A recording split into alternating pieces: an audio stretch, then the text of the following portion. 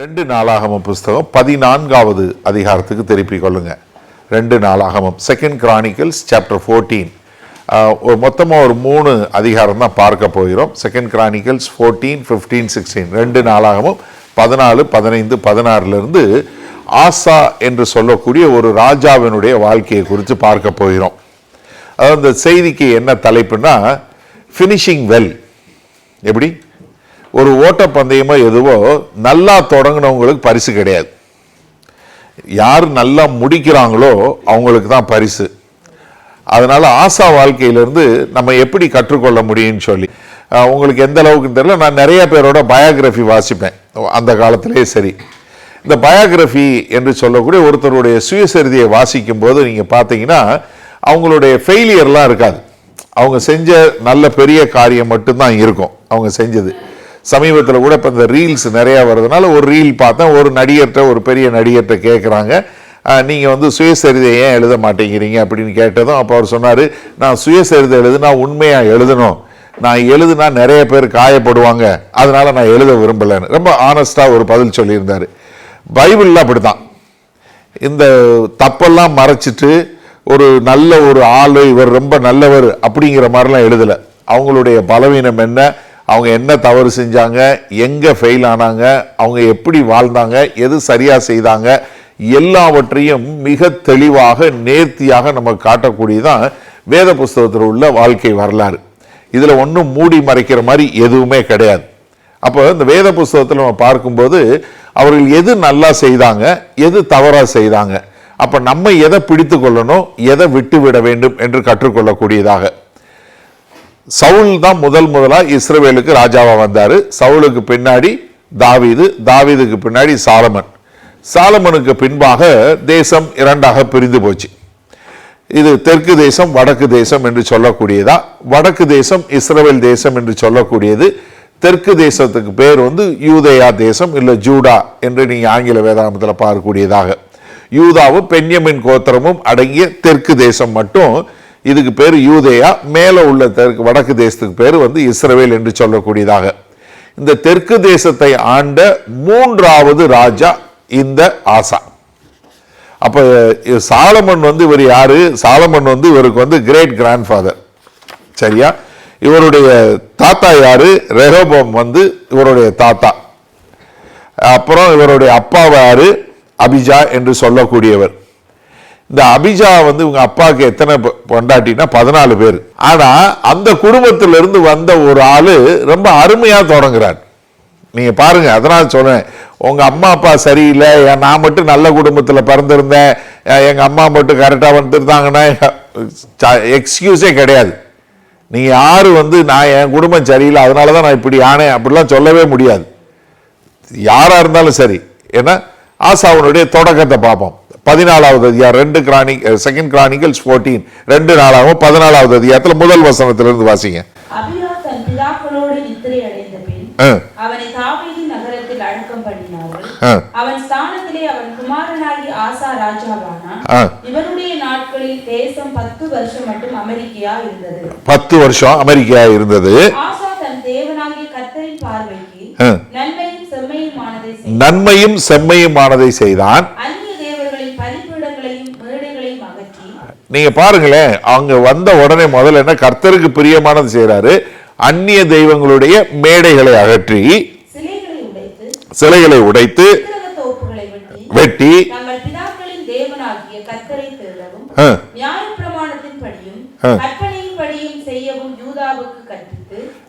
நல்லா கவனிங்களேன். அதாவது முதல்ல கர்த்தரை பின்பற்றி வாழணும்னு சொல்றது, 2வது மேடைகள் அகற்றுறது, 3வது கர்த்தருடைய பிரமாணங்களையும் கற்பனைகளையும் மக்களுக்கெல்லாம் சொல்லி கொடுத்து இதை நீங்க பின்பற்றுங்கள் என்று கற்பிப்பது. கடைபிடிக்கிறாரு, கற்பிக்கிறாரு. வாசிங்க. இருந்து அகற்றினார். அமெரிக்கா இருந்தது. கட்டளையிட்டதினால்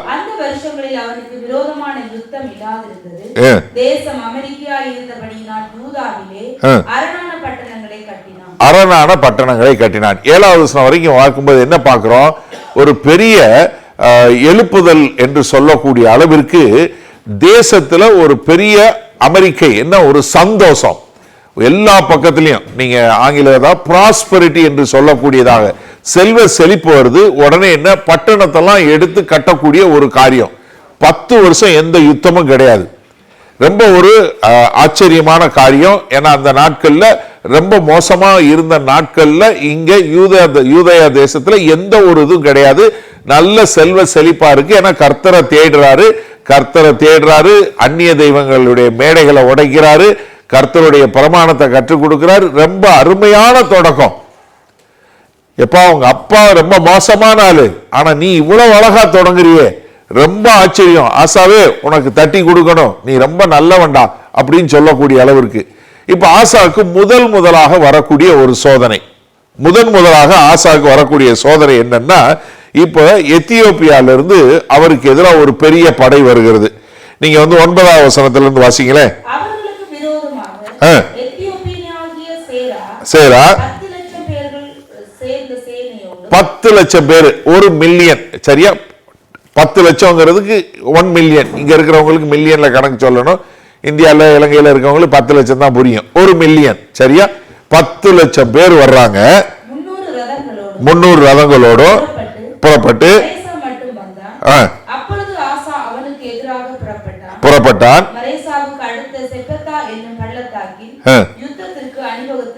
நின்றார்கள். ஆசா தன் தேவனாகிய கர்த்தரை நோக்கி கூப்பிட்டு, எதிரி வந்த உடனே யாரை நோக்கி கூப்பிடுறாரு? கர்த்தரை நோக்கி கூப்பிடுறாரு. 10 லட்சம் பேருக்கு எதிராக இவர்கிட்ட எவ்வளவு இருக்காங்க? மொத்தமே 5,80,000 பேர் தான் இருக்காங்க. பெரிய படம் வருது எத்தியோப்பியால இருந்து. ஆனா என்ன பண்றாரு? கர்த்தரை நோக்கி கூப்பிட்டு, கர்த்தாவே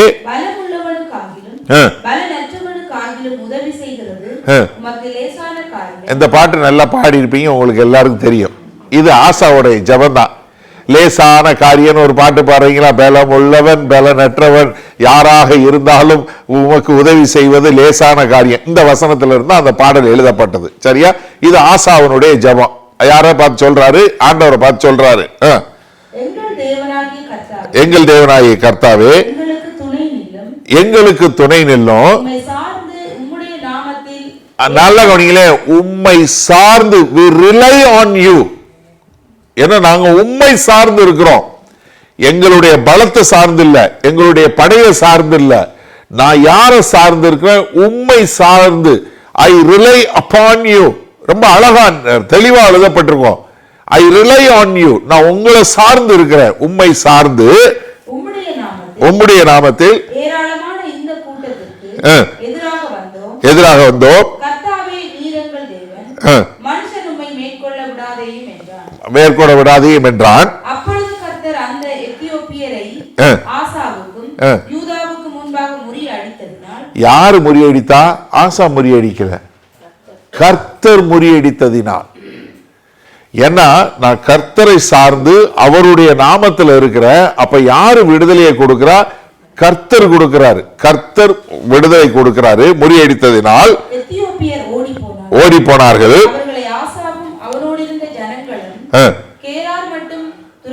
கேரார் மட்டும் துரத்துறாங்க. அதுக்கப்புறம் போய் அங்க இருந்த பொருட்களை கொள்ளையடிக்கிறாங்க. அவங்க கொண்டு வந்ததுல இருந்து நிறைய பொருட்களை, எல்லாத்தையும் ஏராளமான பொருட்களை எடுத்து கொண்டு வராங்க. இப்போ நீங்க முதல்ல ஆசாவுடைய எண்ணத்திலிருந்து பார்க்கணும், சரியா? நீங்க ஆரம்பத்தில இருந்து பாருங்க. ஆசா ஆரம்பிக்கும்போது எப்படி ஆரம்பிக்கிறாரு? பிரமாதமா ஆரம்பிக்கிறார். கர்த்தர் தான் முக்கியம் சொல்றாரு. நியாயப்பிரமாணத்தை கற்பித்து கொடுக்கிறாரு, நியாயப்பிரமாணத்தை கடைபிடிக்கிறாரு, அந்நிய தெய்வங்களுடைய மேடைகளை உடைக்கிறாரு, கர்த்தருக்குன்னு வாழணும்னு சொல்றாரு. 10 வருஷம் ஏற்கனவே ஒரு போராட்டம் இல்ல, செல்வ செழிப்பிற்கு கோட்டை பட்டணங்கள்லாம் எடுத்து கட்டுறாரு. இப்ப முத எத்தியோப்பியன் வந்த உடனே என்ன வந்திருக்கணும்? நம்மளா இருந்தா, நான் கர்த்தருக்கு தானே இருக்கிறேன், எனக்கு ஏன் பிரச்சனை இல்லை வந்திருக்கணும்? இல்ல. ஆனா ஆசா என்ன பண்றாரு? இல்ல, அதை பத்தி கவலை இல்லை. எங்களுக்கு யாரு பலம் இருக்கா? கர்த்தர் இருக்கிறார், தேவனாகிய கர்த்தர் இருக்கிறார். நான் யாரை சார்ந்து வாழுகிறேன்? கர்த்தரை சார்ந்து வாழுகிறேன். அதனால கர்த்தாவே, இவ்வளவு பெரிய படம் வந்தாலும் சரி, இவ்வளவு போர் குதிரைகள் வந்தாலும் சரி, அவ்வளவு ஈட்டி எறிகிறவங்க வந்தாலும் சரி, நாங்க உம்மையும் உம்முடைய நாமத்தையும் சார்ந்து வாழுகிறோம். அதனால எங்களுக்கு வெற்றி தாருன்னு சொன்னார். கர்த்தர் வெற்றியை கொடுத்துறார். அப்போ முதலாவது வரக்கூடிய ஒரு போராட்டத்துல ஒரு டெஸ்ட் ஆஃப் ஃபெய்த்ல சக்சஸ். ஃபர்ஸ்ட் டெஸ்ட் ஆஃப் ஃபெய்த்ல அவர் சக்சஸ். சரியா? ரெண்டாவது வரக்கூடிய காரியம் என்னன்னா, அவர் தேவனோடு he was walking closer with God. தேவனோடு தொடர்ந்து நடக்கக்கூடிய ஒரு காரியம். ஏன்னா இப்ப கர்த்தர் ஒரு எச்சரிக்கையை கொடுக்கிறார். நீங்க 15வது அதிகாரத்து வாங்க. 2 நாளாகவும் 15ல முதல் 2 வசனங்கள் வாசிங்க முதல்ல. அப்பொழுது தேவனுடைய ஆவி ஓதேதின் குமாரனாகிய அசரியாவின் மேல் இறங்கினதால் அவன் வெளியே ஆசாவுக்கு எதிர்கொண்டு போய் அவனை நோக்கி ஆசாவே பென்யமீன் கோத்திரங்களின் சகல மனுஷரே கேளுங்கள். நல்ல கவனிங்க. நீங்க கர்த்தரோடு இருந்தால் அவர் உங்களோடு இருப்பார். நீங்கள் அவரை தேடினால் உங்களுக்கு வெளிப்படுவார். நீங்க கைவிட்டீங்கன்னா உங்களை கையை விட்டுவார். இப்போ ஆசாவை எதிர்கொண்டு தீர்க்கதரிசி சொல்றார். சரியா? இப்ப நல்லா ஞாபகம். இப்ப தீர்க்கதரிசி ஆசாட்ட சொன்ன உடனே ஆசாவுடைய ரெஸ்பான்ஸ் என்னன்னு தெரிஞ்சு கொள்ளுங்க. ஏன்னா 16வது அதிகாரத்துல மறுபடியும் தீர்க்கதரிசி சொல்லுவார். அப்ப என்ன ஆகுதுன்னு பார்க்கணும். இது ஞாபகம் வச்சுக்கோங்க. இப்ப அவருக்கு பதில் என்ன பண்றாரு பாருங்க. 3ஆம் வசனத்துல இருந்து வாசிங்க. இல்லை இல்லை தங்கள் நெருக்கத்திலே இஸ்ரவேலின் தேவனாகிய கர்த்தரிடத்திற்கு திரும்பி அவரை தேடினபோது அவர் அவர்களுக்கு வெளிப்பட்டார். அக்காலங்களிலே வெளியே போகிறவர்களுக்கும் உள்ளே வருகிறவர்களுக்கும் சமாதானம் இல்லை. தேசங்களின் குடிகள் எல்லாருக்குள்ளும் மகா அமளி உண்டாயிருந்து ஜாதியை ஜாதியும் பட்டணத்தை பட்டணமும் நொறுக்கினது. தேவன் அவர்களை சகலவித இடுக்கத்தினாலும் கலங்க பண்ணினார். அதாவது ஆசா ஏதாவது ஒரு பெருமையில போயிடக்கூடாதுன்னு கர்த்தர் பார்க்கிறார். ஏன்னா ஒரு பெரிய வெற்றி கிடைச்சிருச்சு. எத்தியோப்பியன் ராணுவத்தையே அடிச்சு துரத்திட்டாரு. எங்கேயாவது ஒரு இடத்துல தன்னை அறியாமல் ஆசாக்கு என்ன வந்துடக்கூடாது, என்னுடைய பலத்தினால நான் மேற்கொண்டேன் அப்படின்னு சொல்லி அவருக்கு ஒரு இது வந்துடக்கூடாது, அவர் சுயத்துல எதுவும் பண்ணிடக்கூடாதுங்கிறதுக்காக கர்த்தருங்க ஒரு எச்சரிக்கையை கொடுக்கிறார். ஒரு தீர்க்கதரிசி மூலமா ஒரு எச்சரிக்கையை கொடுக்கிறார். அப்ப என்னன்னா நம்மளும் முதலாவது நம்ம என்ன தெரிஞ்சுக்கணும், நம்மளை கர்த்தர் இந்த தேசத்துல கொண்டு வச்சிருக்கிறாரு, இல்ல உங்களை ஒரு வேலையில கொண்டு வச்சிருக்காரு, ஒரு தொழில வச்சிருக்கிறாருன்னா அதனுடைய நோக்கம் என்னன்னா அவருடைய திட்டத்தை நிறைவேற்றுவதற்கு. நம்மளுடைய தொழிலையோ நம்மளுடைய வேலையிலையோ நம்மளுடைய படிப்புலையோ ஒரு பெரிய லெவல்ல வந்தா என்ன நினைச்சிடக்கூடாது, பக்கத்தில் இருக்கவங்களை பார்த்துட்டு நான் அவங்கள விட திறமையான ஆளு, அதனாலதான் நான் மேல வந்துட்டேன், எனக்கு ப்ரமோஷன் வந்துருச்சு, அவங்களுக்கு வரலன்னு சொல்லி நமக்குள்ள என்ன வந்துடக்கூடாது, ஒரு பெருமை வந்துடக்கூடாது. எப்பவுமே செல்வ செழிப்பு வரும்போது, ஒரு பெரிய வெற்றி வரும்போது நம்மளை அறியாம நமக்குள்ள ஒரு பெருமை வரதான் செய்யும். அதை நம்ம ஜாக்கிரதையாக கலைந்து கொள்ளணும். அதனாலதான் இங்க கர்த்தர் என்ன பண்றாரு, தீர்க்கதரிசியை அனுப்பிச்சு நீ என்ன பண்ணு, அவனுக்கு எச்சரிக்கையை கொடு. என்ன, நீ என்னைய சார்ந்து வாழு, நீ என்னைய சார்ந்து வாழ்ந்தேன்னா என்ன பண்ண முடியும், நீ வாழ முடியும். ஏன்னா இங்க பார்க்கும்போது நிறைய பேரு என்ன கர்த்தரை விட்டு விலகி போன வடக்கு தேசத்துல இருக்கிறாங்க, ஆனா இங்க தெற்கு தேசத்துல கர்த்தருக்கென்று வாழ்றாங்க. இப்போ தீர்க்கதரிசி சொன்ன வந்த உடனே ஆசா இந்த செய்தியை தனக்கு எடுத்துக்கொள்ளுகிறார். சரி, இது சரியான சமயத்துல வந்த எச்சரிப்புன்னு சொல்லி அவர் என்ன கர்த்தரோட நடப்பதற்கும் கர்த்தர் கூட இருக்கிறதற்கும் தன்னை எடுத்துக்கொள்ளுகிறார். அது மாத்திரமல்ல, அவர் தனக்கு எந்த வகையிலையும் எந்த ஒரு காரியத்திலையும் ஒரு இடைஞ்சல் வந்து விடக்கூடாதுங்க ரொம்ப ஜாக்கிரதையா இருக்கிறார். சரியா? அப்போ முதலாவது சோதனை ஃபெய்த் டெஸ்ட்ல பாஸ் ஆகிறாரு. ரெண்டாவது அவருக்கு எச்சரிக்கை வந்த உடனே அந்த எச்சரிக்கையை ஏற்றுக்கொண்டு கர்த்தரோட வாழ்வதற்கு தன்னை ஒப்பு கொடுத்துறாரு. இப்போ இந்த நிலைமையில என்ன பிரச்சனை வரும்னா, குடும்பத்தில இருந்து பிரச்சனை வரும். எப்படி? குடும்பத்தில இருந்து பிரச்சனை வரும். இப்ப ஆசாக்கு குடும்பமா இல்ல தேவனை பின்பற்றுவதா என்று சொல்லக்கூடிய ஒரு காரியம். நீங்க 15வது அதிகாரத்தில் 16வது வசனத்துக்கு வாங்க. 2 Chronicles 15:16 இருந்து வாசிங்க. 16வது வசனத்துல இருந்து வாசிங்க. தோப்பிலே அருவருப்பான விக்கிரகத்தை உண்டு பண்ணின ராஜாவாகிய இராதபடிக்கு ஆசா விலக்கி போட்டு. ஒரு நிமிஷம் இருங்க. இப்ப யாரு ஒரு தோப்பு வச்சு ஒரு விக்கிரகம் வச்சு ஆராதிக்கிறது? யாரு? அம்மா. ஒரு நிமிஷம் யோசிச்சு பாருங்களேன். மம்மி தானே. அம்மி அம்மி கதவை மூடிட்டு பண்ண அம்மி, வெளியே தெரியாம பண்ணிக்கோ சொல்லல. We should always do it right, even if it's your family. நீங்க கர்த்தரை பின்பற்றி வாழும்போது எந்த ஒரு காரியம் வந்தாலும் சரி, என்ன பண்ணக்கூடாது? நீங்க என்ன காம்ப்ரமைஸ் பண்ணக்கூடாது. காம்ப்ரமைஸே பண்ணக்கூடாது. ஆசாக்கு என்ன, அது நீங்க ஒரு சில இடங்கள்ல பாத்தீங்கன்னா அம்மான் இருக்கும், ஒரு சில இடங்கள்ல கிராண்ட் மதர் இருக்கும். அது நீங்க குழம்பிடாதீங்க, சரியா? ஏன்னா அந்த இதுல அவர் ராணிங்கிற ஒரு பட்டத்துல இருக்கிறாங்க. அவர் என்ன பண்றாரு? முதல்ல நீ குயின் மதரே கிடையாது. எப்படி? உன் பதவியிலிருந்து உன்னை இறக்கியாச்சு. யார் பதவியை பறிக்கிறாரு? அம்மா, பாட்டி. யோசிச்சு பாருங்க. இப்போ உங்க பையன் உங்களை ஏதாவது சொன்னா நீங்க என்ன சொல்லுவீங்க? உனக்கு தெரியுமாடா, உன்னை வயிற்றுல வச்சு பறந்து உன்னை பழத்து வச்சதுக்கு நான் எவ்வளவு கஷ்டப்பட்டேன் தெரியுமா? நீ என்ன பண்ண தெரியுமா? உன்னை பால் ஊட்டி சீராட்டி வளர்த்தா நீ என்னையவே சொல்ற. ஸ்டாண்டர்ட் டயலாக் நிறைய பேர் கேட்டிருப்பீங்க. அதான் நிறைய பேர் சிரிக்கிறீங்க. என்னை பார்த்தா நீ சொல்ற. ரொம்ப ஈஸியான காரியம் கிடையாது. நீ யோசிச்சு பாருங்களேன். ஆசா உன்னை பதவி விட்டு இறக்குறேன்னு சொல்லி சொன்னா அந்த அம்மா சும்மா இருந்திருப்பாங்களா? பதவி இறக்கி வாசிங்க. எப்படி? நீ இது இருந்தா இந்த விக்கிரகத்தான் ஆராதிக்கிற, அதையும் அடிச்சு நொறுக்கு. எப்படி? இப்ப நீங்க வீட்டுல யோசிச்சு பாருங்களேன். நீங்க கர்த்தருக்கென்று வாழ்றீங்க. உங்க அம்மா உள்ளுக்குள்ள ஒரு பூஜை ரூம் வச்சு அதுல ஆராதனை இது பண்ணாங்கன்னா நீங்க என்ன பண்ண முடியும்?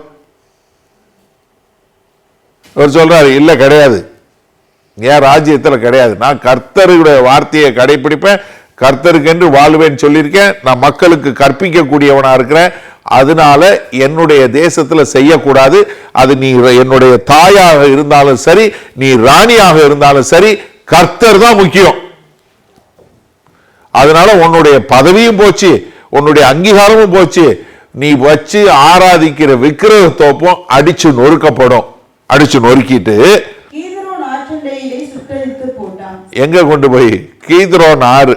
எங்க? எருசலேமுக்கு வெளியே இருக்கிற கீத்ரோன் ஆறு இருக்கு இல்லையா? தாவீது அதுதான் கடந்து போனாரு. கர்த்தராகிய இயேசு கிறிஸ்து கல்வாரி சிலுவைக்கு போகும்போது கீத்ரோன் ஆறை தாண்டி தான் போனார். ஒலிவ மலைக்கு போகும்போது அந்த கீத்ரோன் ஆற்றங்கரையில போய் என்ன சுட்டரித்து போட்டு சுட்டரித்து போட்டான்.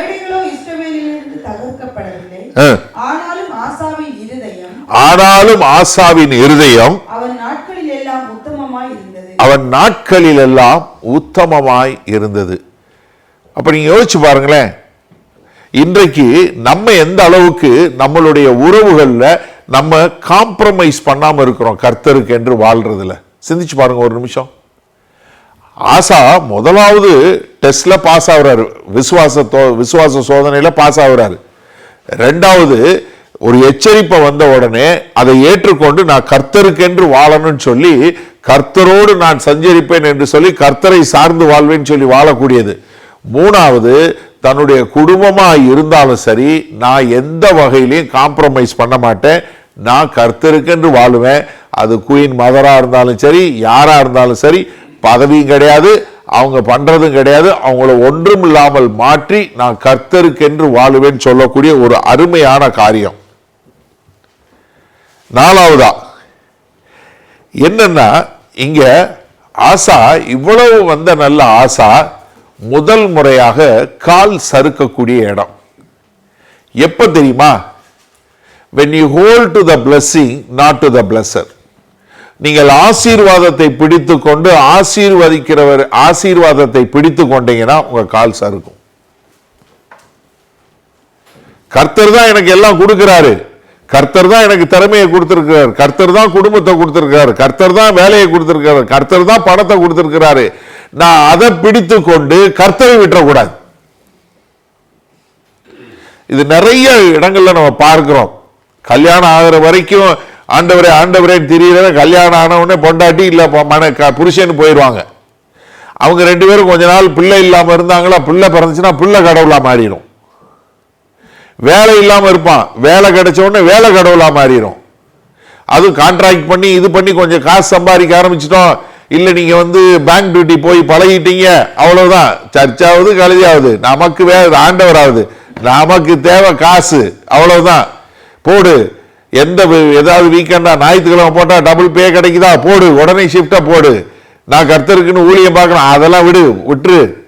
எதுனாலும் சரி, எனக்கு என்ன, நான் எப்படி காசு சம்பாதிக்க முடியும், நான் எப்படி இன்னும் இதாக முடியும். தயவு செய்து புரிஞ்சு கொள்ளுங்க, பணம் ரொம்ப அவசியம்.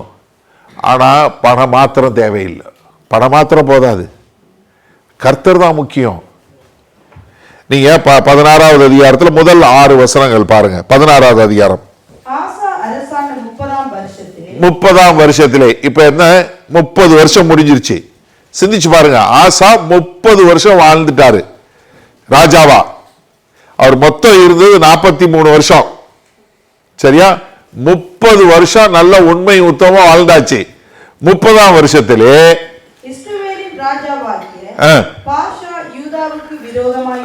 வந்து ஒருவரும் யூதாவின் ராஜாவாகிய ஆசாவினிடத்தில் போக்கும் வருத்தமாய் இராதபடிக்கு ராமாவை கட்டினார். இப்ப இதுக்கு ஒரு சரித்திரம் சொல்லி கொடுத்துறேன்.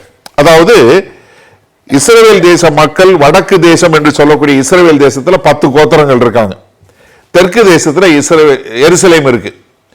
இப்போ வடக்கு தேசத்துல இருந்து அவங்க எல்லாம் எருசலேமுக்கு வந்துட்டு போயிட்டு இருக்காங்க. ஏன்னா பண்டிகைக்கு தேவாலயத்துக்கு வரணும், பண்டிகைக்கு வந்துட்டு போய்கிட்டு இருக்காங்க.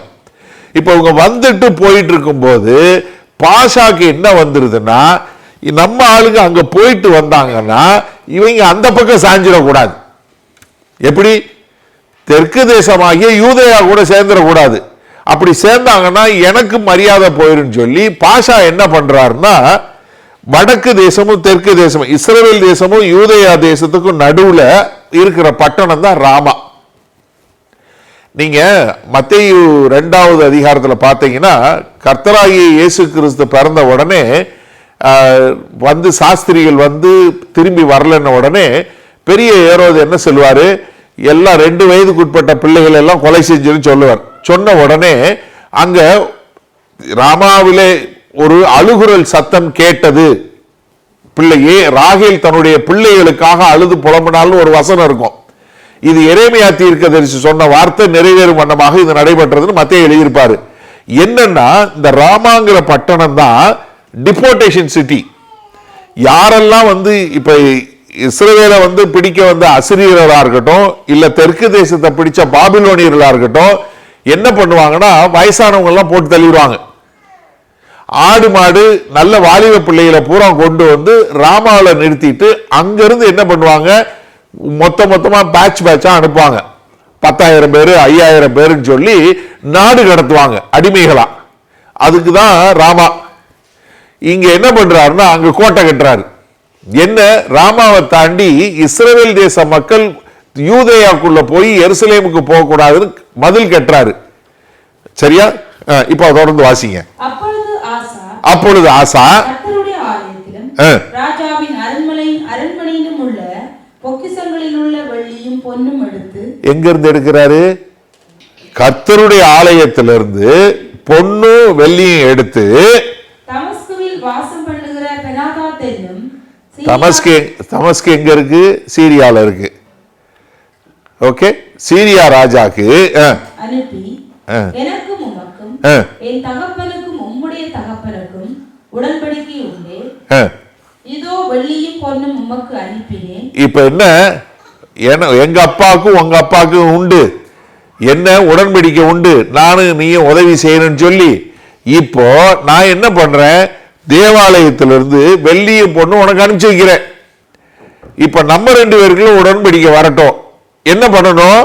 இஸ்ரவேலின் ராஜாவாகிய பாஷா என்னை விட்டு விலகி போகும்படிக்கு நீர் அவனோடு செய்த போடும் என்று சொல்லி அனுப்பினான். என்ன, உனக்கு அவன் ஃப்ரெண்டு, அதுக்கு பதிலாக நான் என்ன கொடுக்குறேன், வெள்ளியும் பொண்ணும் கொடுக்குறேன், நீ அவனை விட்டுரு, நீ ஏன் பக்கம் சேர்ந்துக்கோ. கர்த்தர்கிட்ட கேட்கல. நல்லா கவனிங்க, எத்தியோப்பியன் வந்து 10 வருஷம் ஆகும்போது எத்தியோப்பியன் அவ்வளவு பெரிய ஆர்மி வந்துச்சு இல்லையா, அவ்வளவு பெரிய ராணுவம் வரும்போது என்ன சொன்னாரு, நான் கர்த்தரை சார்ந்திருப்பேன், கர்த்தாவே எங்களுக்கு விடுதலை கொடுன்னு கேட்டாரு. இப்ப பாஷா வந்து கெட்டுன உடனே அவர் எங்க போயிருக்கணும், முதல்ல கர்த்தர்கிட்ட போயிருக்கணும், போகல. என்ன ஆயிடுச்சு, 30 வருஷமா ராஜாவை ஆண்டுட்டோம்ல, இப்ப எங்களுக்கு தெரியும்ல. ஹலோ, இப்ப எங்களுக்கு தெரியுமில்ல, எனக்குன்னு அறிவு இருக்குல்ல, எங்களுக்கு தெரியாதா, நாங்களே ஹேண்டில் பண்ணிக்கிறோம். நிறைய கிறிஸ்தவங்கள் அப்படித்தான். எதுக்கு சின்ன சின்ன பிரச்சனைகள்லாம் ஆண்டுகிட்ட போயிட்டு பெரிய பிரச்சனைக்கு மட்டும் போவோம், அவரை போய் எதுக்கு சும்மா சும்மா தொந்தரவு பண்ணிக்கிட்டு, எப்படி சின்ன அதில் சின்ன மேட்ரு நாங்கள் ஹேண்டில் பண்ணிக்கிறோம், பெரிய மேட்ருக்கு மட்டும் நீங்கள் வாங்க. ஹலோ, யோசிங்க. இப்போ இவர் என்ன பண்ணல, கர்த்தர்கிட்ட போல, மாறாக எங்க தன்னுடைய அறிவை உபயோகப்படுத்தி என்கிட்ட என்ன இருக்கு, வெள்ளி இருக்கு, பொண்ணு இருக்கு. இப்ப அவன் எந்த பதில பாஷா வந்து பண்றான், இவன் வந்து அவங்க ஒரு உடன்படிக்கை இருக்கிறதுனால அதை முறிக்கிறதுக்கு என்ன பண்ணோம், நான் எக்ஸ்ட்ரா வெள்ளியும் தங்கமும் அவன்கிட்ட கொடுத்து நான் ஒரு உடன்படிக்கை பண்ணி பண்றேன்னு உடனே பாஷாவுக்கு பதிலாக என்ன பண்றான், தமஸ்குல உள்ள ராஜா அவரு தெற்கு அவங்களுடைய வடக்கு பகுதியில் உள்ள சில பட்டணங்களை அடிச்சு சூறையாடின உடனே பாஷா இங்க கெட்டதை விட்டுட்டு அங்க போயிட்டார். இது வந்து ஒரு நல்ல ஸ்ட்ராட்டஜி, ஒரு ராணுவ ஸ்ட்ராட்டஜி, சரியா? ஆனா இதுதான் கர்த்தர் சொல்ல விரும்புகிறாரா? இல்ல. ஒருத்தர் எப்படி வந்து சரி பண்ணணும் அப்படின்னு சொல்லக்கூடியது. நீங்க மறுபடியும் ஒரு 15வது அதிகாரத்தில் முதல் 2 வசனங்களை வாசிங்க. ஏன்னா கர்த்தர் முதல்ல அங்க என்ன சொன்னாருன்னு பாருங்களேன். தீர்க்கதரிசி அனுப்பிச்சு, அப்பொழுது தேவனுடைய ஆவி ஓதேதின் குமாரனாகிய அசரியாவின் மேல் இறங்கினதினால் அவன் வெளியே ஆசாவுக்கு எதிர்கொண்டு போய் அவனை நோக்கி, ஆசாவே யூதா பென்யமீன் கோத்திரங்களின் சகல மனுஷரே கேளுங்கள், நீங்கள் கர்த்தரோடு இருந்தால் அவர் உங்களோடு இருப்பார். நீ கர்த்தரோடு இருந்தா உங்களோட இருப்பாரு, நீ விட்டேன் அவர் விட்டு போயிடுவார். இப்போ இதை என்ன பண்ணி இருக்கணும், ஆண்டவர்கிட்ட போயிருக்கணும். ஐயா 30 வருஷம் ஆச்சு, 30 வருஷத்துல நிறைய செல்வ செழிப்பு வந்துருச்சு, பட்டணங்களை கட்டியாச்சு, மதில் சுவர்கள் கட்டியாச்சு, நிறைய வெள்ளி பொண்ணு இருக்கு, இருந்தாலும் என்ன, ஆலயத்தில் இருக்கிறது உறுத்துது கண்ணு, ஆலயத்தில் இருக்கிறத எடுத்து கொடுக்கிறாரு. என்ன செல்வ செழிப்பு வந்த உடனே கர்த்தரை விட்டுட்டு போறக்கூடிய. நீங்க யோசிச்சு பாருங்களேன், உங்ககிட்ட காசு இல்ல செல்வ செழிப்பு இல்லாத போது நீங்க கர்த்தரை பிடிச்சிட்டு இருப்பீங்க. செல்வ செழிப்பு செல்வம் வந்ததுக்கு அப்புறம் நீங்க கர்த்தரை தேடுறீங்களா? அந்த அளவுக்கு. ஒரு நிமிஷம் உங்களை நீங்களே சோதிச்சு பாருங்க. நீ ஆசா விடுங்க, ஒரு நிமிஷம் நம்ம கிட்ட வாங்க. நான் நிறைய பேரை பார்த்துருக்கேன், ஒருத்தர் 2 பேர் நிறைய பேரை பார்த்துருக்கேன். நான் இந்த 20-25 வருஷம் அந்த லண்டன்ல இருந்ததுல நான் நிறைய பேரை பார்த்துட்டேன். ஒண்ணுமே இல்லாம ஒரு ஆளா வருவான், சிங்கிள் ஆளா வந்து சபைதான் எல்லாமே, ஒரே ஜபந்தான், கர்த்தருக்குன்னு இதை செய்யணும் அதை செய்யணும்னு சொல்லி வந்து கல்யாணம் பண்ணுவான். கார் இருக்காது, வீசா இருக்காது, ஒன்றும் இருக்காது, அவ்வளவு ஃபெய்த்ஃபுல்லா கர்த்தரை தேடக்கூடியவனா இருப்பான். கார் கிடைக்கும், வீசா கிடைக்கும், பிரிட்டிஷ் பாஸ்போர்ட் கிடைக்கும், வீடு கிடைக்கும், சபைக்கு மட்டும் வரமாட்டான், கர்த்தர்ட்டு வரமாட்டான். ஒருத்தர் 2 பேர் இல்லை, ஒரு குடும்பம் 2 குடும்பம் இல்லை, நான் நிறைய பேரை சொல்ல முடியும், நிறைய பேரை சொல்ல முடியும். நீங்க ஏதாவது ஒரு அவுட்ரீச் பண்ணணும், இல்லை ஏதாவது ஒரு காரியம் பண்ணணும், ஒரு 3 நாள் சேர்ந்து நம்ம வந்து ஏதாவது ஒரு பண்ணணும்னு சொல்லுங்க, அதுக்கு முன்னாடியே 6 மாசம் முன்னாடியே ஹாலிடே புக் பண்ணிடுவாங்க. கரெக்டா ஈஸ்டர் பிரேக்கா, நான் ஏற்கனவே ஹாலிடே புக் பண்ணிட்டேனே, முடிஞ்சு போச்சு தெளிவா. ஆனா அதே ஆள் 10 வருஷத்துக்கு முன்னாடி அவன் கொடுத்த கமிட்மெண்ட் அவனை யோசிச்சு பார்க்க சொல்லுங்க. சரி, இப்ப சபைக்கு வெளியே இருக்கவங்களை விட்டுருங்க, நம்மள எடுங்க. ஏன்னா இப்ப நமக்கு உடனே நல்ல வேலை நான் இன்னைக்கு எங்கேயும் போல அப்படின்னு உட்கார்ந்து இருந்தீங்கன்னா, நம்ம எப்படி உங்க வாழ்க்கையில நீங்க எப்படி கர்த்தரை முதல்ல தேடுறீங்களா? நான் சபைக்கு வரதை பற்றி பார்த்து பேசலை. உங்கள் வாழ்க்கையில் முதல்ல ஏதாவதுன்னு நீங்கள் கர்த்தரை தேடுறீங்களா, யாரை தேடுறீங்க? யாரை தேடுறீங்க? ஒரு நிமிஷம் யோசிச்சு பாருங்க. ஏன்னா அவன் ராமால வந்து பாஷா வந்து ராமால வந்து கோட்டை கட்டின உடனே அவனுக்கு வந்து என்ன கர்த்தர்கிட்ட போய் கேட்கணும்னு தோணலை. ஆண்டவரே இந்த மாதிரி செய்யறாங்களே, நாங்க என்ன செய்யணும்? பயமா இல்ல, 20 வருஷமா வந்த செல்வ செழிப்பு அவருக்குள்ள ஒரு பெருமையை கொண்டு வந்துருச்சா? ஆஷாக்குள்ள முதல் தடுமாற்றம் இதுதான். ஆஷா 30 வருஷமா கர்த்தரோடு இருந்தான். ஆனா 30வது வருஷத்துல வரக்கூடிய 2வது சோதனையில தன்னை ஆசீர்வதிக்கிறவரை விட்டு விட்டு ஆசீர்வாதத்தை பிடித்துக் கொண்டான். எனக்கு அருமையானவர்களே, நீங்க 30 வருஷம் ஓடிட்டு கடைசியில 2 வருஷத்துல ஃபெயில் ஆகுறது பிரயோஜனம் இல்லை. முடிவு பரியந்தம் நிலைத்திருப்பவனே கர்த்தராகிய இயேசு கிறிஸ்து ரொம்ப தெளிவா சொல்லி கொடுத்தாரு. முடிவு பரியந்தம். என்ன, நீ ஆரம்பத்தில் இருக்கிற காரியம் இல்ல, கடைசி வரைக்கும், இறுதி மூச்சு வரைக்கும் உங்ககிட்ட அதே இது இருக்குதா? எனக்கு அதான் போன வாரம் பிந்து சாட்சி சொல்லும்போது எனக்கு பிடிச்ச ஒரு காரியம் தான். கடைசி வரைக்கும் அவர் என்ன பாடுபட்டாலும், பிந்துவோட அப்பா, நான் விசுவாசத்தை பிடிச்ச, நான் என்னதான் ஆனாலும் சரி நான் கர்த்தரை பிடிச்சுக்கிடுவேன், அவ்வளவுதான். எனக்கு கர்த்தர் ஒருத்தர் தான். எனக்கு அருமையானவர், நம்ம கர்த்தரை சார்ந்து இருக்கிறோமா? நம்மளுடைய காரியங்கள் எப்படிப்பட்டதா இருக்கு? ஏன்னா ஆசா இவ்வளவு தூரம் இருந்துச்சு,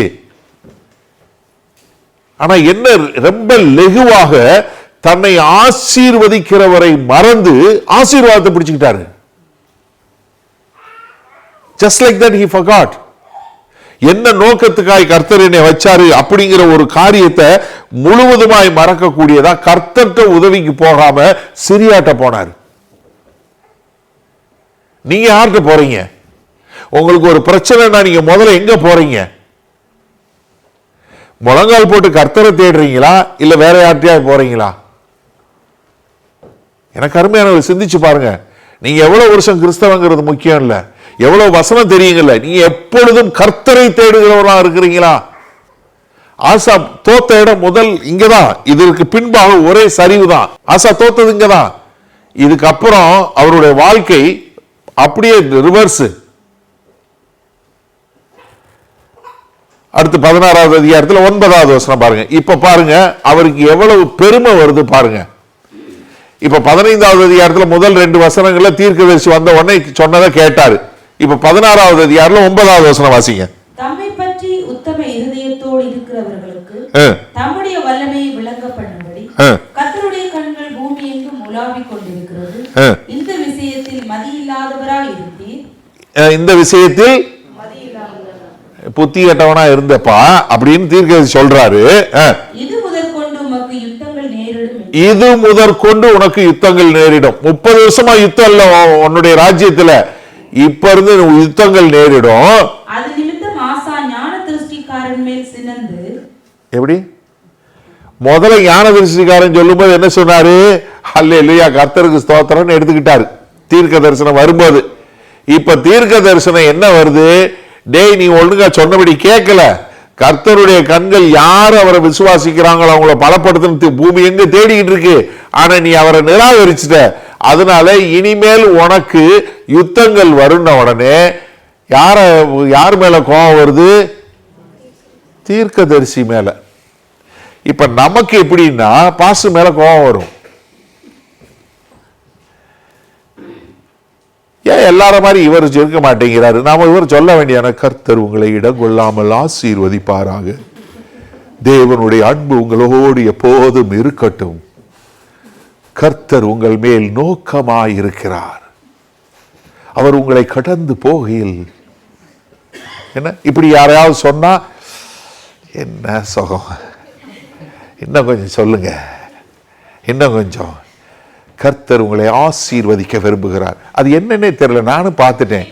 ஆசீர்வதிக்க விரும்புகிறார். அது சொல்லும் போது ஏப்பா இதுவரைக்கும் ஆசீர்வாதம் தானே சொன்னீங்க, அப்ப சொல்லும் போது மட்டும் ஆசீர்வதிப்பாராக அங்க மட்டும் ஒரு அழுத்தம் வரும். பார்த்திருக்கீங்களா? ஏன்னு தெரியல.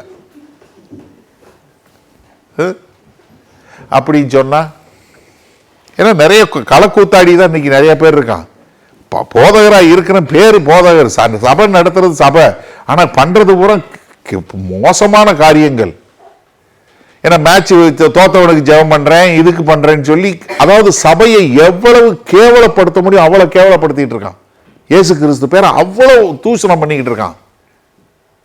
அதாவது நம்ப முடியாத அளவுக்கு. ஏன்னா அவங்க எல்லாம் யாரு? கள்ளத்தனமா சொல்லி எப்படியாவது ஜனங்களை வஞ்சிக்கிற கூட்டம். ஆனா இங்க உண்மையான வார்த்தையை சொல்லும் போது இடிக்கதான் செய்யும். நீ திருந்துன்னு சொல்லும் போது உனக்கு வலிக்கதான் செய்யணும். நீ செய்யறதெல்லாம் சரின்னு சொல்லி சொன்னா நீ எங்க திருந்துவ? அப்ப எங்க திருந்தணுமோ அங்க திருந்தணும்ல. ஆசாக்கு சொன்ன உடனே ஆசாக்கு கோபம், என்ன நீ இப்படி சொல்லிவிட்ட அப்படின்னு சினம் கொண்டு அடுத்து கடும் கோபம். எப்படி? முதல்ல சினம் வருது, வெறுப்பு வருது, அடுத்து என்ன வருது? கடும் கோபம் கொண்டு போடுறா, உள்ள பிரிசன்ல போடுறா. எப்படி? நீ என்னைய பத்தியா வீடியோ போடுற? போடு, உள்ள போடு, உன்னைய பிரிசன்ல போடு, காவல்ல போடு. ஆசாவே உனக்கு என்ன ஆச்சு ராஜா? முதல்ல ஞான திருஷ்டிக்காரன் வரும்போது என்ன சொன்ன? ஐயோ நான் கர்த்தரை சார்ந்து இருக்கேன், அவர் நாமத்தை சார்ந்து இருக்கிறேன், அவர் கூட இருந்து வாழ விரும்புறேன். ஐயோ தேவனுடைய வார்த்தை எடுத்துக்கொண்ட அதே ஆசா இப்ப தேவன் இருந்து வார்த்தை வந்த உடனே ஐயோ ஆண்டவரே என்னை மன்னியுங்கள் உழுகல. நல்லா கவனிங்க.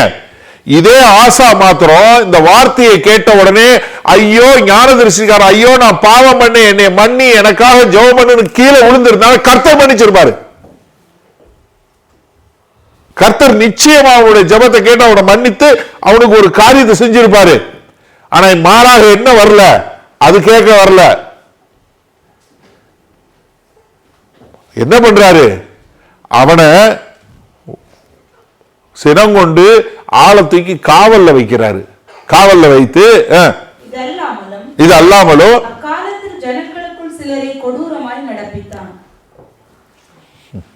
போதுமா? யாராவது நீ கர்த்தருக்குன்னு ஏதாவது சொன்ன, இல்ல ஆண்டவருக்குன்னு ஏதாவது பேசுனீங்கன்னா அவ்வளவுதான். ஜனங்களையும் கொடுமையா நடத்தக்கூடிய ராஜாவா மாறிட்டார். பாருங்க, pride comes. எனக்கு அருமையானவர்களே, தேவன் மிகவும் வெறுக்கிற ஒரே பாவம், தேவன் எதிர்த்து நிற்கிற ஒரே பாவம் பெருமைதான். எனக்கு பெருமை இல்லைன்னு சொன்னா அதே பெருமைதான்.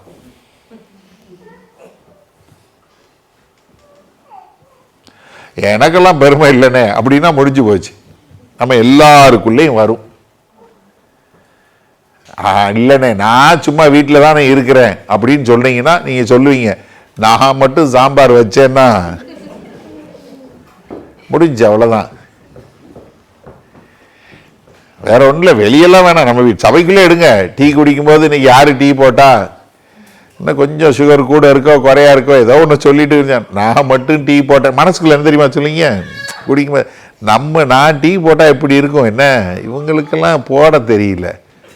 நெபுகாத் நேச்சர் வாயை திறந்து சொல்லலை, நான் கட்டின மகா பாபிலோன்னு. நல்லா போய் பைபிள் வாசிங்க.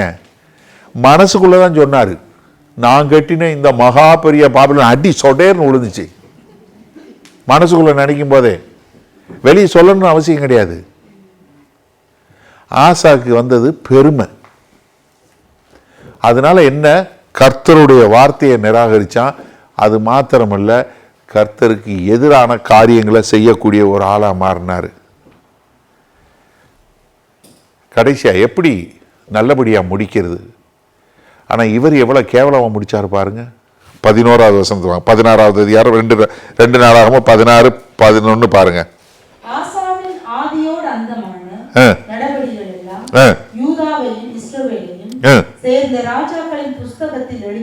எழுதியிருக்கிறது.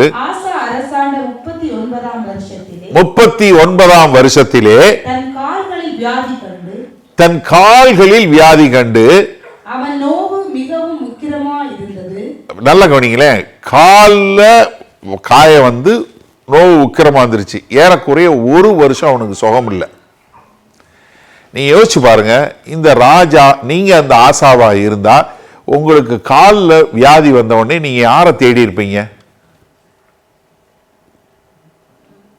கர்த்தரை தேடி இருக்கணும். இல்லைன்னா ஞான திருஷ்டிக்காரன் அந்த காலத்துல சொன்ன, அப்பா ஆண்டவர்கிட்ட எனக்காக பறிஞ்சு பேசுப்பா, வா ராஜா நான் தப்பு பண்ணிட்டேன் என்னை மன்னிச்சிரு, இல்லை நம்ம 2 பேரும் வெளியே மக்களுக்கெல்லாம் தெரிய வேணாம், நம்ம 2 பேரும் உள்ளுக்குள்ள வேணா டீலிங் போட்டுக்கலாம், வா நம்ம யாருக்கும் தெரியாமனாலும் நீங்கள் எனக்காக கர்த்தர்கிட்ட பேசி ஜெபம் பண்ணு, இல்லை நானும் ஜெபம் பண்ணுறேன், இல்லைன்னா கதவை பூட்டுங்கடா, கர்த்தருக்கு முன்னாடி நான் சாஷ்டாங்கமாக விழுந்துறேன், வாங்க தேவாலயத்தை கொண்டு போய் விடுங்க என்னைய அப்படின்னு தேவாலயத்தில் போய் டொமால்னு கீழே விழுந்து, ஆண்டவரே என்னை மன்னிச்சிருங்க, ஆண்டவரே நான் தப்பு பண்ணேன் என்னை விட்டுருங்க அப்படின்னு சொல்லி கேட்டிருக்கணும்.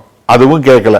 இல்லை ஞான திருஷ்டிக்காரனை கூப்பிட்டாவது, ஞான திருஷ்டிக்காரனை எனக்காக நீ ஜெபம் பண்ணுப்பா, இல்லை நீ கர்த்தர்கிட்ட எனக்காக பேசு, கர்த்தர் எனக்கு ஏன் இந்த வியாதி வந்துச்சுன்னு கேட்கணும். கேட்கல. 1 வருஷம் கிட்டத்தட்ட. வாசிங்க, தொடர்ந்து வாசிங்க. அவன் தன் வியாதியிலும் என்ன கர்த்தரை அல்ல டாக்டர் தான் தேடினார். பரிகாரினா யாரு? டாக்டர்.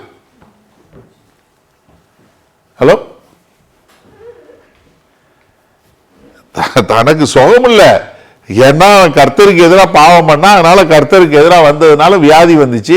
இப்ப வியாதி வந்தவொடனே யார்கிட்ட போயிருக்கணும்? ஆண்டவர்கிட்ட போயிருக்கணும், இல்ல தீர்க்கதரிசிட்ட போயிருக்கணும், இல்ல யாராவது ஆலோசனைக்காரன்ட்ட போய் அங்க போய் எனக்காக ஜெபம் பண்ணு, இல்ல நான் இது பண்றேன், என்னை எப்படியாவது கொண்டு போய் அள்ளி கொண்டாவது போடுங்கடா, என்னால் நடக்க முடியல ராஜா, நான் என்னை கொண்டு போய் அள்ளி கொண்டு போய் தேவாலயத்துல போடுங்க, நான் தேவாலயத்துல படுத்து கிடக்கேன், கர்த்தர் என்னை குணப்படுத்துற வரைக்கும் நான் போகவே மாட்டேன் அப்படின்னு சொல்லி இருக்கணும். மாறாக என்ன பண்றாரு? கர்த்தரை அல்ல யாரை தேடுறாரு? பரிகாரியை தேடுறார். கடைசி கர்த்தரை தேடலங்க. அடுத்த வசனம் வாசிங்க. ஆசா தான் அரசாண்ட 41ஆம் வருஷத்தில் மரித்து தன் பிதாக்களோட நித்திரை அடைந்தான். முடிஞ்சா 39ஆம் வருஷத்துல வந்துச்சு. கால்ல காயம். ஒரு சிலர் சுகர் வந்துச்சுன்னா எப்படி காலை அறுக்கணும், கட் பண்ணணும், அப்படி கொஞ்சம் கொஞ்சமா அறுத்து அறுத்து அறுத்து அறுத்து இதே இல்லா போனால் என்னதான் அறுத்தாலும் சரி நான் கர்த்தர்கிட்ட போக மாட்டேன்டான். எப்படி இருக்க முடியும்? எப்படி ஆரம்பிச்சாரு? அப்பாவுக்கு 14 பொண்டாட்டி, மோசமான வாழ்க்கை, ஆரம்பம் சான்ஸே கிடையாது. எப்ப ஆசை மாதிரி ஆளே கிடையாது அப்படிங்கிற அளவுக்கு ஒரு ஆரம்பம். கர்த்தருடைய வார்த்தையை தான் கடைபிடித்து எல்லா எருசலேமில் இஸ்ரவேல் யூதாயில உள்ள எல்லாருக்கும் தேவனுடைய வார்த்தையை கற்பிக்கிறா அப்படின்னு சொல்லி தேவனுடைய நியாயப்பிரமாணங்களையும் கட்டளைகளையும் கற்பிக்க சொன்னாரு. கர்த்தரை தேடினாரு. ஒரு யுத்தமும் கிடையாது. 30 வருஷம் எந்த யுத்தமும் கிடையாது. அரணான பட்டணங்களை கட்டினாரு, கோட்டைகளை கட்டினாரு, பட்டணங்களை எடுத்து கட்டினாரு. செல்வ செழிப்பு. கர்த்தரை சார்ந்து வாழுகிறேன்னாரு. பெரிய எகிப்தியன் ஆர்மி வந்தது, அதை ஜெயிச்சாரு. கர்த்தர் ஒரு எச்சரிக்கை கொடுத்தாரு, உடனே கீழே விழுந்து ஆண்டவரே தோத்திரம் சொல்லி ஆண்டவர்கிட்ட போனாரு. ஆனா தனக்கு எதிரி வரும்போது தான் ஒரு செல்வ செழிப்புக்கு வந்ததுக்கு அப்புறம் தான் நிமிர்ந்துகிட்டார். எனக்கு அருமையான ஒரு நிமிஷம் நீங்க தேடி பாருங்களேன். நீங்க முத கர்த்தரை ஏற்றுக்கொண்ட போது உங்க மனசுல இருந்த அதே தாக்கம் இன்னைக்கு இருக்கா? ஆண்டவரே நான் உம்மை அறிந்து கொண்டேன் அப்படின்னு சொல்லி முதல்ல உங்களுக்குள்ள ஒரு சந்தோஷம் வந்துச்சுல. ஆண்டவரே நான் என்னன்னாலும் சரி உமக்காக வாழ்வேன், ஆண்டவரே எனக்கு என்ன ஆனாலும் சரி நான் உமக்கென்று வாழ்வேன், எதுனாலும் நான் இழக்க தயார்னு சொல்லி ஒரு ஒப்பு கொடுத்தீங்க இல்ல, அந்த அன்னைக்கு வந்த ஒரு சந்தோஷம், அந்த ஒரு இன்றைக்கு இருக்கதா? முத வேத வசனம் வாசிக்கும் போது உங்களுக்குள்ள அப்படியே ஒரு அக்கினி கிளம்பி வந்துச்சு. ஆண்டவரே இப்படியா இருக்கு, இப்படியா இருக்கு, இப்படியா இருக்கு, இப்படியா இருக்குன்னு சொல்லி ஆண்டவருடைய வார்த்தையை தேடினீங்களே, அதே தேடுதல் இன்னைக்கு இருக்கா? இல்ல கர்த்தர்கிட்ட நான் எப்ப வேணாலும் கர்த்தர்கிட்ட போகணும், எதனால நான் ஜெபம் பண்ணணும், எதனால ஆண்டவரை தேடணும், அந்த ஒரு காரியம் இன்னைக்கு இருக்குதா? பலமுள்ளவன் பலன் இல்லாதவன் எல்லா யாராக இருந்தாலும் உதவி செய்வது உமக்கு லேசான காரியம் சொன்னாரே, அதே ஆசா என்ன சொல்லி இருக்கணும்? ஆண்டவரே நான் பலன் இல்லாதவனா இருக்கிறேன், நோய்வாய்ப்பட்டவனா இருக்கிறேன், உம்மால் குணப்படுத்துவது லேசான காரியம் ஏன் போல? சிந்திச்சு பாருங்க ஒரு நிமிஷம். அதே ஆசா தானே, அதே பாட்டை மறுபடியும் பாடுங்களான்னு சொல்லியிருக்கலாமே. எனக்கு அருமையானவர்களே, நீங்க எப்படி இருக்கிறீங்க? அதே மாதிரி இருக்கிறீங்களா? ஆண்டவரே, எதுனாலும் நான் உண்மையின் சார்ந்துதான் வாழுவேன், நான் உண்மை விசுவாசித்து உமக்கென்று வாழுவேன்னு சொல்லி ஒப்பு கொடுத்த அதே அந்த ஒப்பு கொடுத்த உங்ககிட்ட இருக்குதா?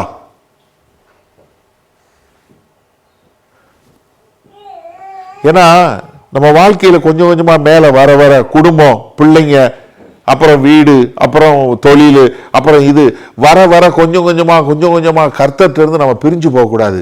மாறாக அப்படி வர வர வர நம்ம இன்னும் கர்த்தர்கிட்ட சேர்ந்து போகணும்.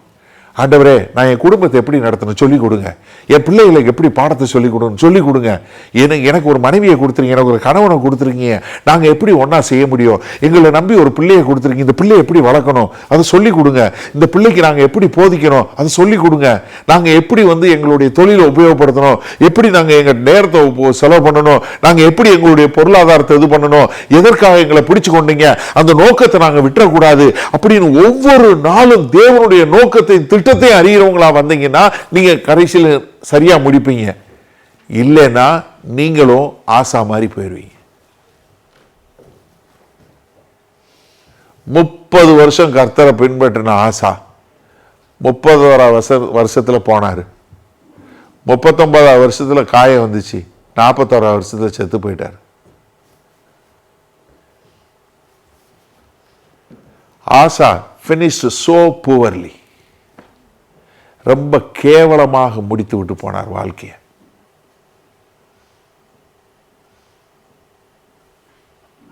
ஏறக்குறைய ஒரு 3000 வருஷத்துக்கு அப்புறம் இவ்வளவு மோசமா முடிச்சுட்டு போயிட்டார். நம்ம இன்னைக்கு அவரை பத்தி பேசிட்டு இருக்கோம். நாளைக்கு சரித்திரத்தில் உங்களை பத்தி எப்படி பேசுவாங்க யோசிச்சு பாருங்க. எப்பொழுதும் உண்மையும் உத்தவமாய் விசுவாசத்தோடு ஓடி முடித்தான் அப்படின்னு எடுப்பாங்களா? பவுல் அருமையா சொல்றாரு. 2 தீமோத்தேயு 4 அதிகாரம் 6, 7, 8 சொல்லும்போது சொல்றாரு, நல்ல ஓட்டத்தை ஓடினேன், நல்ல போராட்டத்தை போராடினேன், விசுவாசத்தை காத்துக்கொண்டேன், நீதியின் கிரீடம் எனக்காக வைக்கப்பட்டிருக்கிறது. எனக்கு மாத்திரமல்ல, யாரெல்லாம் இப்படி முடிக்கிறாங்களோ அவர்களுக்கு எல்லாருக்கும் அந்த நீதியின் கிரீடம் வைக்கப்பட்டிருக்குன்னு. எனக்கு அருமையானவர்களே, நம்ம ஆசாட்ட இருந்து, ஆண்டவரே நான் ஆசா போல பெருமையிலேயோ இல்லை ஆசீர்வாதத்தை பிடித்து கொண்டு உண்மையை விட்டு விடாதபடி, ஆண்டவரே எப்போதும் உண்மை சார்ந்து நான் நல்லபடியா ஓடி முடிக்க விரும்புகிறேன்.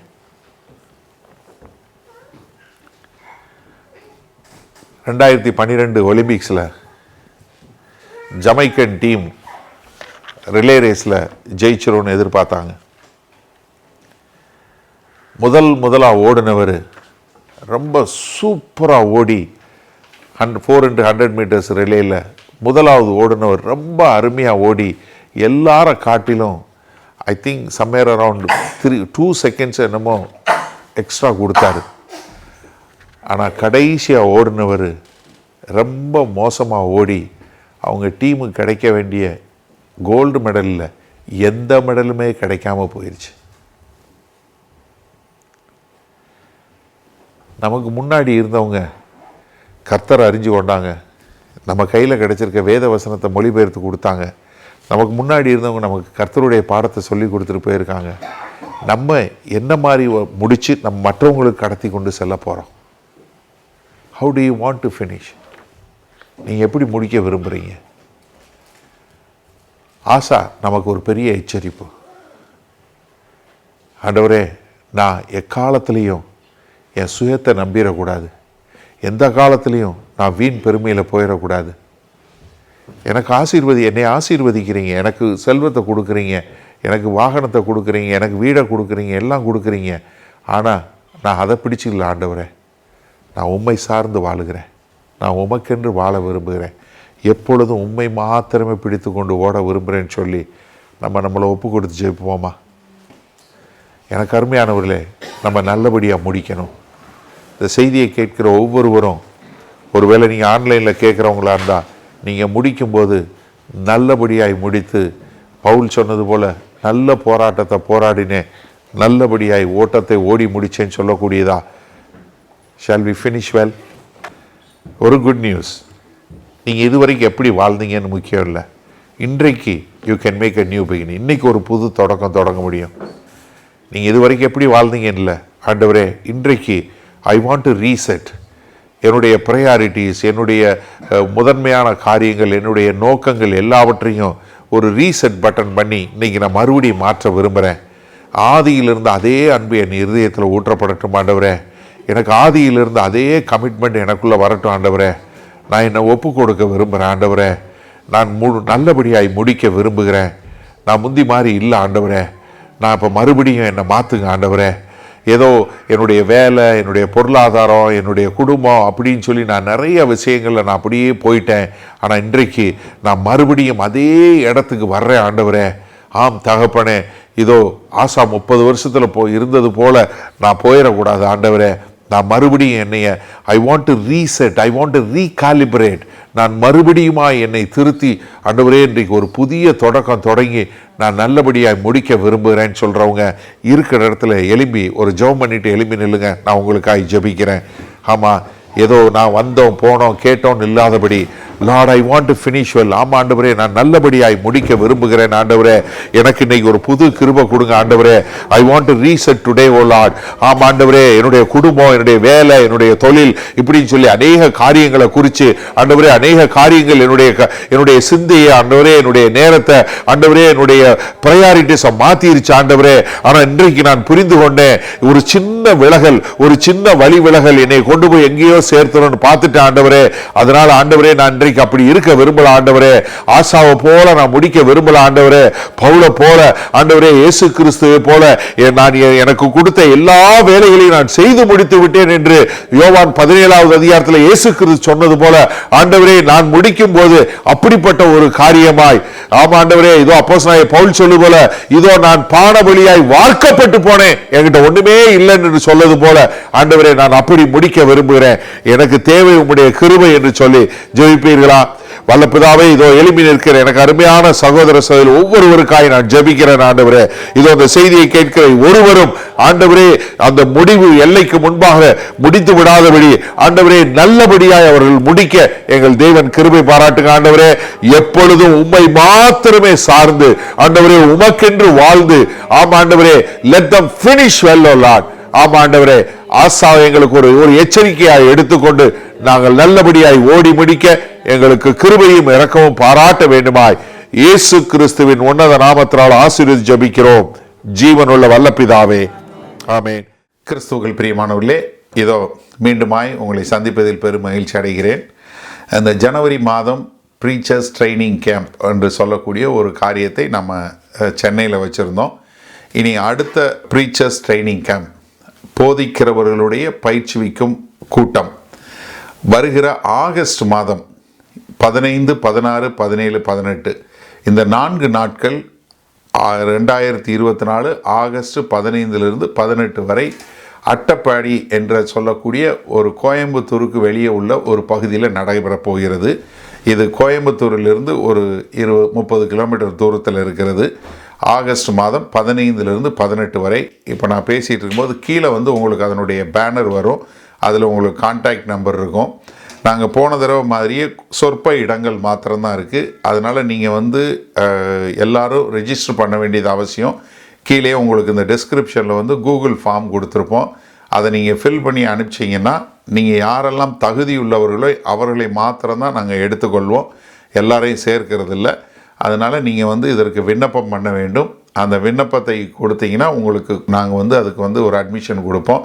அப்படிப்பட்ட மக்களுக்கு நீங்கள் எப்படி ஒரு நல்ல தேறினவர்களாய் போதிக்க முடியும், தேவனுடைய வார்த்தையை எப்படி கற்றுக்கொள்ள முடியும், நீங்கள் எப்படி தேவனுக்கென்று வாழ முடியும் என்று சொல்லக்கூடிய காரியத்தை உங்களுக்கு பயிற்றுவிப்போம். இந்த முறை என்னோடு வேறு சில ஊழியர்களும் கலந்து கொண்டு இந்த பாடங்களை உங்களுக்கு சொல்லிக் கொடுப்பாங்க, போதிப்பாங்க. நல்ல இதை எப்படி தங்களுடைய வாழ்க்கையில் பயன்படுத்தி நல்ல ஊழியர்களாய் இருக்கக்கூடிய மக்களும் அவருடைய சாட்சிகளை உங்களோடு பகிர்ந்து கொள்வார்கள். இது உங்களை தேவனுடைய வார்த்தையிலும் தேவனுடைய பிரசன்னத்திலும் நீங்கள் தேவனுக்கென்று வாழ்வதிலும் உங்களை உற்சாகப்படுத்தி உங்களை அடுத்த நிலைக்கு கொண்டு செல்வதற்கு மிகவும் பிரயோஜனமாய் இருக்கும் என்பதில் எந்த விதமான மாறுபாடான கருத்தும் இல்லை. அதனால் கூடிய விரைவிலேயே நீங்கள் இதை புக் பண்ணிட்டீங்கன்னா, இதை நீங்கள் கீழே உள்ள ஃபார்ம் அனுப்பிச்சு நீங்கள் புக் பண்ணிட்டீங்கன்னா அது உங்களுக்கு பெரிய ஆசீர்வாதமாக இருக்கும். ஆகஸ்ட் மாதம் 15ஆம் தேதி நாம் கோயம்புத்தூர் பக்கத்தில் உள்ள அட்டப்பாடியில் சந்திப்போம். God bless you. உங்களில் யாருக்காவது ஜெப தேவைகள் இருக்குமானால் நீங்கள் உங்களுடைய வீடுகளில் உங்கள் கதவை பூட்டி நீங்கள் ஆண்டவரை நோக்கி ஜெபம் பண்ணுங்கள். உங்களுடைய எல்லா விதமான பலவீனங்களை குறித்து தெரிந்து வைத்திருக்கிற தேவன், எப்போதும் ஜீவன் உள்ள தேவன், உங்களுடைய ஜெபங்களை கேட்டு உங்களுக்கு பதில் கொடுப்பார். நீங்கள் வேற ஒரு ஆள்கிட்ட போகணும், வேற ஒருத்தவங்கிட்ட போய் ஜெபத்துக்கு போகணும்னு அவசியம் இல்லை. நீங்கள் ஜெபம் பண்ண ஆண்டவராகிய இயேசு கிறிஸ்துவை ஏற்றுக்கொண்ட எல்லாரும் பிதாவாகிய தேவன்கிட்ட ஜெபம் பண்ணால் அந்த ஜெபத்தை கேட்டு பதில் கொடுக்கக்கூடிய அன்புள்ள பரமபிதா தான் நமக்கு இருக்கிறாரு. அதனால் தைரியமாக நீங்கள் ஜெபம் பண்ணுங்கள். அதே சமயத்தில் இன்னொரு காரியமும் நாங்கள் சொல்கிறோம், எங்களுக்காய் ஜெபம் பண்ணுங்கள். ஏன்னா வேத வசனத்தில் அதான் சொல்லியிருக்கு, நீங்கள் எந்த ஊழியக்காரரையும் ஜெபம் பண்ண போங்கன்னு சொல்லலை, ஆனால் ஊழியக்காரருக்காக ஜெபம் பண்ண சொல்லியிருக்கு. நாங்கள் தைரியமாக தேவனுடைய வார்த்தை இன்னும் அதிகமாய் பிரசங்கிக்க எங்களுக்காய் நீங்கள் ஜெபிக்கும்படி கேண்டிக் கொள்கிறேன். ஆமேன்.